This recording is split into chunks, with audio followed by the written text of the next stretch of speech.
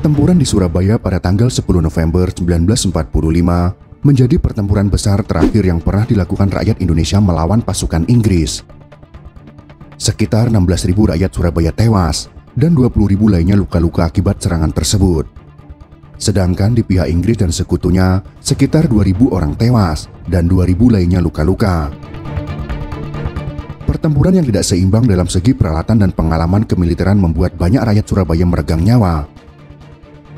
Pada saat itu, tentara Inggris dan sekutunya yang menang dalam Perang Dunia Kedua berusaha melucuti persenjataan Jepang dan membebaskan tawanan yang ditahan oleh Jepang. Pada tanggal 24 Agustus tahun 1945, terjadi sebuah kesepakatan antara Inggris dan Belanda yang dimuat dalam Civil Affair Agreement. Kesepakatan itu berisi keinginan Inggris untuk membantu Belanda kembali berkuasa di Indonesia. Hal itu menyebabkan adanya resistensi dari para penduduk Indonesia atas kedatangan pasukan sekutu.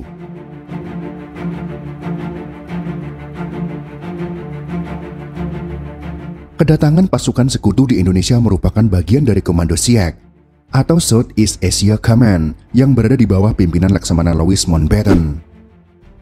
Namun karena wilayah yang menjadi tanggung jawab SIEK masih terlalu luas, dibentuklah Allied Forces Netherlands East Indies atau AFNI yang bertanggung jawab untuk wilayah Indonesia. Tepatnya pada tanggal 29 September tahun 1945, Komandan AFNI yaitu Letnan Jenderal Philip Christison tiba di Jakarta. Tugas yang diberikan kepada AFNI di Indonesia adalah melucuti senjata Jepang, memulangkan para tentara Jepang ke tanah air mereka, membebaskan sekutu yang berada di bawah tawanan Jepang, serta mempertahankan keadaan yang ada di Indonesia. Mereka berusaha menguasai kota-kota besar, terutama Surabaya yang saat itu merupakan salah satu kota yang penting untuk dikuasai. Surabaya kala itu adalah kota yang besar dan memiliki pelabuhan serta pangkalan laut terbesar di Asia. Orang-orang Belanda yang tergabung dalam AFNI menjadikan Hotel Yamato sebagai markas mereka. Hotel Yamato pada masa pemerintahan kolonial bernama Hotel Oranye dan kini bernama Hotel Majapahit yang berada di Jalan Tunjungan nomor 65. Karena menjadi pemenang pada Perang Dunia Kedua, pada malam hari tanggal 18 September tahun 1945, orang-orang Belanda di bawah pimpinan Mr. Plukman mengibarkan bendera Belanda tanpa persetujuan pemerintah RI daerah Surabaya. Bendera itu berkibar di tiang sisi sebelah utara pada tingkat teratas Hotel Yamato. Keesokan harinya, para pemuda Surabaya melihat bendera Belanda itu dikibarkan tanpa izin. Para pemuda menjadi marah karena menganggap Belanda menghina kedaulatan Republik Indonesia. Dengan cepat, berita pengibaran bendera Belanda tersebar ke seluruh kota Surabaya. Para pemuda Surabaya lalu memenuhi Hotel Yamato di Jalan Tunjungan dengan keadaan marah. Presiden Sudirman lalu melewati kerumunan massa dengan didampingi Sidik dan Haryono untuk menemui Plukman. Perwakilan tersebut meminta agar Plukman menurunkan bendera yang mereka kibarkan di Hotel Yamato. Bukannya menurunkan bendera tersebut, Plukman malah menolak dan mengusir Residen Sudirman. Perundingan di dalam Hotel Yamato menjadi memanas, terutama setelah Plukman mengeluarkan pistol untuk mengancam mereka. Perkelahian akhirnya tidak dapat dihindari. Sidik yang tersulut emosi lalu mencekik Plukman hingga mati. Namun Sidik juga ikut tewas karena dibunuh menggunakan pedang oleh tentara Belanda yang berjaga di sana. Saat insiden itu, Sudirman dan Haryono berhasil keluar dari dalam hotel. Para pemuda di luar hotel yang melihat kejadian tersebut ikut tersulut emosi. Mereka lalu terlibat perkelahian dengan tentara Belanda. Beberapa orang berusaha memanjat tiang untuk menurunkan bendera tersebut. Seorang pemuda yang bernama Kusno Wibowo akhirnya berhasil menurunkan bendera Belanda. Ia lalu merobek bagian biru dari bendera Belanda. Bendera yang telah berwarna merah putih lalu dikibarkan kembali.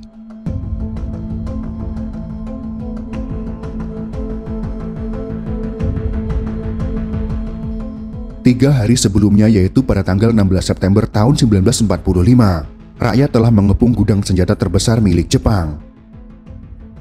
Gudang senjata itu berada di Don Bosco. Saat itu gudang Don Bosco dijaga Dai 10360 Butai Kaisutiro Butai di bawah pimpinan Mayor Hashimoto. Pasukan Mayor Hashimoto ini terdiri atas 1 detasemen tentara serta pegawai sipil yang berjumlah sekitar 150 orang. Mereka lalu bernegosiasi agar Jepang menyerahkan senjata kepada rakyat Indonesia. Pada awalnya Mayor Hashimoto menolak untuk menyerahkannya. pihak Jepang berencana menyerahkan gudang senjata itu kepada pihak sekutu.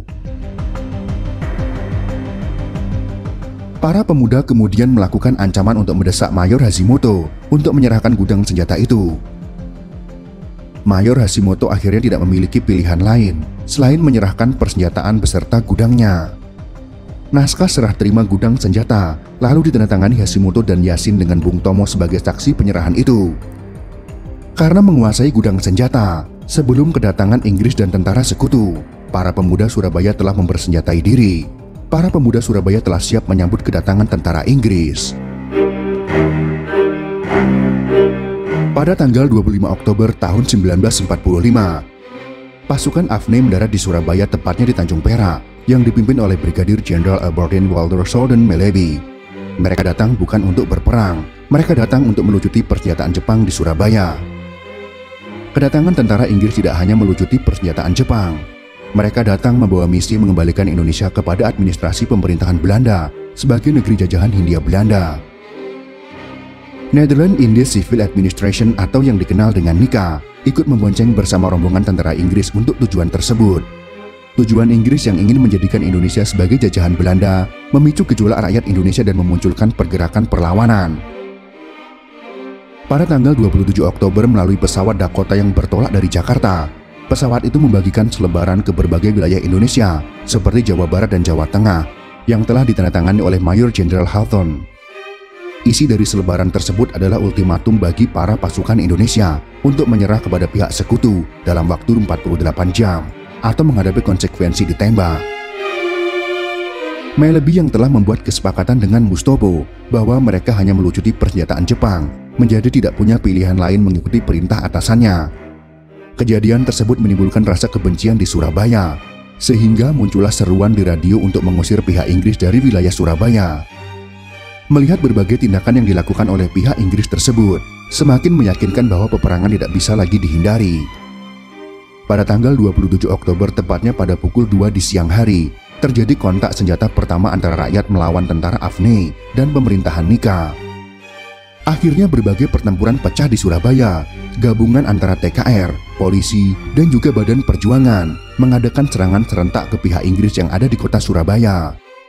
Meleby yang hanya memiliki satu brigade pasukan, lalu menyebarkannya pada lokasi-lokasi strategis. Meleby dan pasukannya harus melawan semangat juang rakyat Surabaya yang tidak ingin lagi dijajah. Karena banyak rakyat yang terbunuh, membuat para pejuang di Surabaya semakin kalap untuk mengalahkan pasukan Meleby. Pertempuran yang terus terjadi membuat Jenderal Hawthorne meminta bantuan Soekarno untuk mencari solusi dan meredakan situasi pada saat itu. Dari perundingan, terjadi kesepakatan bahwa ultimatum yang dikeluarkan Jenderal Hawthorne tidak berlaku, dan Inggris mengakui keberadaan Tentara Keamanan Rakyat dan polisi. Biro kontak antara Indonesia dan Inggris bergerak cepat untuk menyampaikan kesepakatan tersebut dengan iring-iringan mobil. Iring-iringan mobil biro kontak lalu sampai pada gedung Internasio. Biro kontak menyampaikan kesepakatan kedua negara sehingga para rakyat melakukan gencatan senjata sementara. Perwakilan biro kontak lalu dikirim untuk berbicara dengan pasukan Inggris yang berada dalam gedung Internasio. Saat sedang berdiskusi, sebuah granat dilemparkan dari dalam gedung. Insiden tersebut membuat rakyat kembali marah dan melakukan serangan. Pada peristiwa itulah, Jenderal Meleby tewas.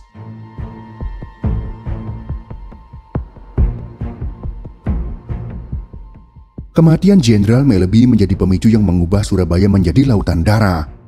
Inggris kemudian memberikan ancaman akan menuntut balas atas kematian salah satu petingginya. Usaha perdamaian coba dilakukan oleh petinggi Republik Indonesia, namun semua itu menemui jalan buntu. Pihak Inggris tidak mau lagi bernegosiasi dengan petinggi Republik Indonesia. Pada tanggal 7 November 1945, Mayor Jenderal Eric Carden Robert Mansert ditugaskan menggantikan Jenderal Meleby. Mansert mengancam rakyat Surabaya untuk menyerahkan persenjataan dan menghentikan perlawanan kepada tentara AFNI dan administrasi dari NICA. Ia menyampaikan ultimatum terbuka kepada Gubernur Suryo tanpa sopan santun sedikit pun.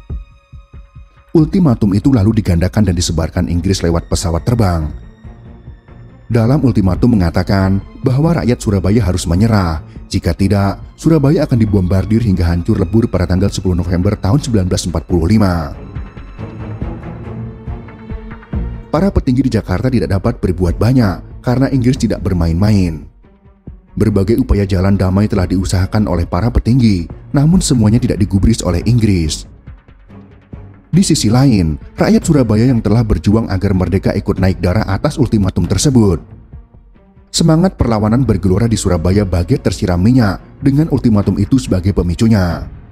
Perjuangan mempertahankan kemerdekaan menjadi satu dengan semangat jihad. Bung Tomo yang telah mendapat restu dari Kiai Haji Hashim Asy'ari berteriak lantang mengobarkan semangat perlawanan masyarakat Jawa Timur. Bung Tomo menyuarakan melalui radio perjuangan di Jalan Mawar. Suaranya mengudara pada pukul 11 malam dengan semboyan, "Merdeka atau mati."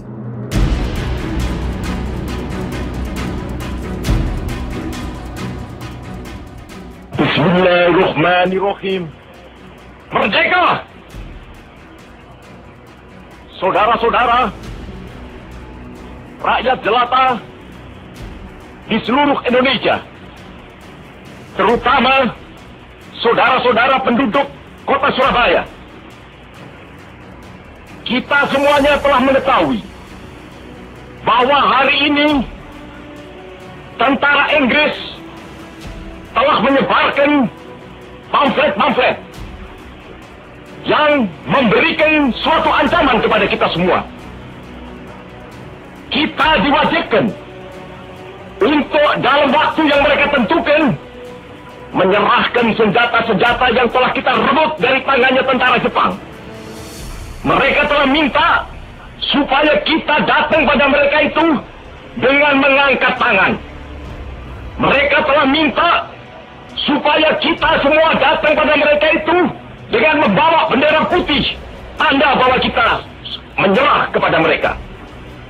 Saudara-saudara, di dalam pertempuran-pertempuran yang lampau, kita sekalian telah menunjukkan bahwa rakyat Indonesia di Surabaya, pemuda-pemuda yang berasal dari Maluku, pemuda-pemuda yang berasal dari Sulawesi, pemuda-pemuda yang berasal dari Pulau Bali, pemuda-pemuda yang berasal dari Kalimantan, pemuda-pemuda dari seluruh Sumatera, pemuda Aceh, pemuda Tapanuli, dan seluruh pemuda Indonesia yang ada di Surabaya ini, di dalam pasukan-pasukan mereka masing-masing, dengan pasukan-pasukan rakyat yang dibentuk di kampung-kampung, telah menunjukkan satu pertahanan yang tidak bisa dijebol, telah menunjukkan satu kekuatan sehingga mereka itu terjepit di mana-mana. Hanya karena taktik yang licik daripada mereka itu, saudara-saudara, dengan mendatangkan presiden dan pemimpin-pemimpin lainnya ke Surabaya ini, maka kita tunduk untuk memberhentikan pertempuran. Tetapi pada masa itu mereka telah memperkuat diri, dan setelah kuat, sekarang inilah keadaannya. Saudara-saudara, kita semuanya, kita bangsa Indonesia yang ada di Surabaya ini, akan menerima tantangan tentara Inggris itu. Dan kalau pimpinan tentara Inggris yang ada di Surabaya ingin mendengarkan jawaban rakyat Indonesia, ingin mendengarkan jawaban seluruh pemuda Indonesia yang ada di Surabaya ini, dengarkanlah ini, tentara Inggris. Ini jawaban kita. Ini jawaban rakyat Surabaya. Ini jawaban pemuda Indonesia kepada kau sekalian. Hei, tentara Inggris, kau menghendaki bahwa kita ini akan membawa bendera putih untuk takluk kepadamu. Kau menyuruh kita mengangkat tangan datang kepadamu. Kau menyuruh kita membawa senjata-senjata yang telah kita rampas dari tentara Jepang untuk diserahkan kepadamu. Tuntutan itu, walaupun kita tahu bahwa kau sekalian akan mengancam kita untuk menggempur kita dengan seluruh kekuatan yang ada, tetapi inilah jawaban kita. Selama banteng-banteng Indonesia masih mempunyai darah merah yang dapat membuat setarik kain putih, merah dan putih, maka selama itu tidak akan kita mau menyerah kepada siapapun juga. Saudara-saudara rakyat Surabaya, siaplah, keadaan genting. Tetapi saya peringatkan sekali lagi, jangan mulai menembak. Baru kalau kita ditembak, maka kita akan ganti menyerang mereka itu. Kita tunjukkan bahwa kita ini adalah benar-benar orang yang ingin merdeka. Dan untuk kita, saudara-saudara, lebih baik kita hancur lebur daripada saja yang kita tetap, merdeka atau mati. Dan kita yakin, saudara-saudara, pada akhirnya pastilah kemenangan akan jatuh ke tangan kita. Sebab Allah selalu berada di pihak yang benar. Percayalah saudara-saudara, Tuhan akan melindungi kita sekalian. Allahu Akbar, Allahu Akbar, Allahu Akbar. Merdeka! Pidato Bung Tomo membuat semangat rakyat Surabaya berkobar. Mereka siap melawan pasukan Inggris walaupun harus berkorban nyawa. Seruan Inggris agar membawa kain putih sebagai tanda menyerah tidak dipatuhi oleh rakyat Surabaya. Ribuan pasukan Inggris dengan senjata lengkap kemudian didatangkan ke Surabaya. Peralatan tempur seperti tank, panser, dan meriam artileri dikerahkan. Tidak hanya itu, mereka juga didukung kekuatan utama armada laut serta armada udara mereka. Namun hal itu tidak membuat rakyat Surabaya gentar. Mereka telah siap mempertahankan kemerdekaannya.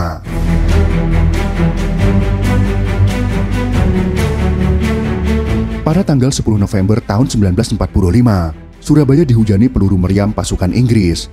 Serangan pasukan Inggris dilakukan melalui udara, darat, dan juga laut. Pada pasukan darat Inggris berisi sekitar 30.000 pasukan, 1 skuadron tank ringan dan Brand Carrier, 20 tank Sherman, dan 23 artileri berat. Pada armada laut berisi sekitar 3 kapal fregat, 1 kapal penjelajah, 3 kapal torpedo, 7 kapal pengangkut pasukan, dan kapal pendarat. Sedangkan armada udara, Inggris mengerahkan 1 skuadron Mosquito dan Thunderbolt. Kekuatan perang Inggris itu ditambah lagi dengan kapal perang yang berada di perairan utara Surabaya. Akibat serangan yang dilakukan oleh Inggris tersebut membuat Surabaya menjadi luluh lantak. Dengan kekuatan besar itu, Inggris mengira hanya butuh 3 hari untuk menguasai Surabaya.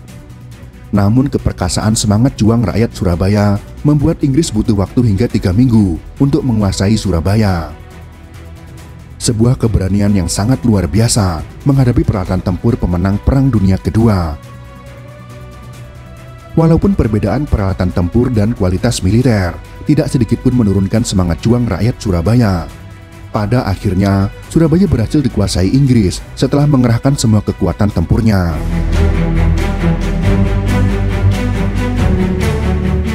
Walaupun mengalami kekalahan, namun dari pertempuran tersebut menunjukkan bahwa Indonesia siap melawan negara barat yang akan menjajah Indonesia. Mengetahui perbedaan persenjataan, rakyat Surabaya mengubah cara berperang secara langsung menjadi perang gerilya. Para rakyat Surabaya masih berjuang hingga berakhirnya agresi militer Belanda kedua. Dari peperangan 10 November, walaupun memenangkan pertempuran, Inggris kemudian menjadi negara netral setelah munculnya gerakan non-blok. Inggris tidak mau lagi menghadapi semangat juang bangsa Indonesia. Banyaknya pahlawan yang gugur pada tanggal 10 November tahun 1945, pemerintah Indonesia menetapkan tanggal 10 November sebagai Hari Pahlawan dengan didasari keputusan Presiden nomor 316 tahun 1959. Itulah sekelumit pembahasan tentang sejarah pertempuran 10 November tahun 1945. Semoga informasi sejarah ini bisa bermanfaat untuk kita semua. Jika kalian suka dengan video ini, silahkan berikan jempol ke atas. Dan jika kalian menganggap video ini bermanfaat, maka bagikanlah untuk teman-teman Anda yang lain. Terima kasih sudah menonton.